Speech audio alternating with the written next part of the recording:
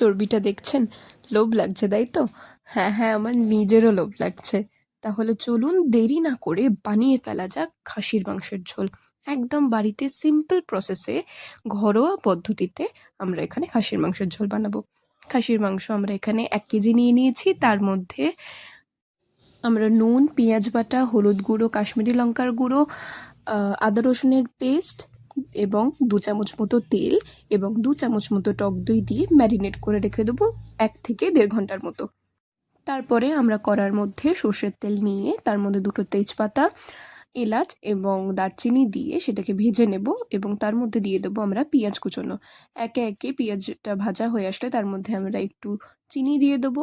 তারপর দিয়ে দেবো আদা রসুনের পেস্ট এবং সেটাকে ভালো করে ভেজে নিতে হবে। মশলা ভালো করে ভাজা হয়ে আসলে এবারে আমরা তার মধ্যে অ্যাড করে দেবো হলুদ গুঁড়ো এবং লঙ্কার গুঁড়ো। হ্যাঁ, এখানে কাশ্মীরি লঙ্কা ইউজ করেছি এবং তারপরে আমরা এখানে অ্যাড করে দিচ্ছি কাজু বাদাম বাটা।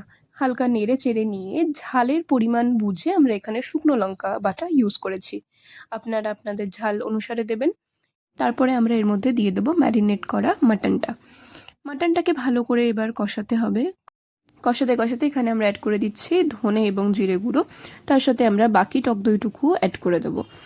ভালো করে কষানো হয়ে গেলেই অল্প একটু স্বাদ মতো নুন ছড়িয়ে দিয়ে আমরা সেটাকে প্রেসারে দিয়ে দেবো। এখানে 5টা মতো সিটি দিয়েছিলাম আমরা। তারপর কড়ার মধ্যে গরম জল অ্যাড করে বাকি যে গ্রেভিটুকু ছিল কড়াতে সেটাকে চেঁচে মুছে নিয়ে সেটা আমরা প্রেসার কুকারের মধ্যে অ্যাড করে দেবো। আপনারা যেরকম ঝোল পছন্দ করেন সেই অনুসারে আপনারা জল অ্যাড করবেন। আমরা আলুটা ভাজতে ভুলে গেছিলাম, তো লাস্টে আলুটা ভেজে সেটাকেও অ্যাড করে নিয়েছি। দেখুন আমাদের খাসির মাংসের ঝোল রেডি, একদম ঘরোয়া পদ্ধতিতে। আমার নিজের এখন ভয়েস দিতে গিয়ে খেতে ইচ্ছা করছে, খিদেই পেয়ে যাচ্ছে বলতে গেলে। ভীষণ নরম এবং তুলতুলে হয়েছিল আর ভীষণ টেস্টি হয়েছিল।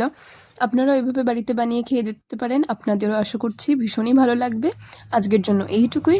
দেখা হচ্ছে পরের ভিডিওতে। ততক্ষণের জন্য ভিডিওটাকে লাইক এবং চ্যানেলটাকে সাবস্ক্রাইব করতে কিন্তু একদমই ভুলবেন না।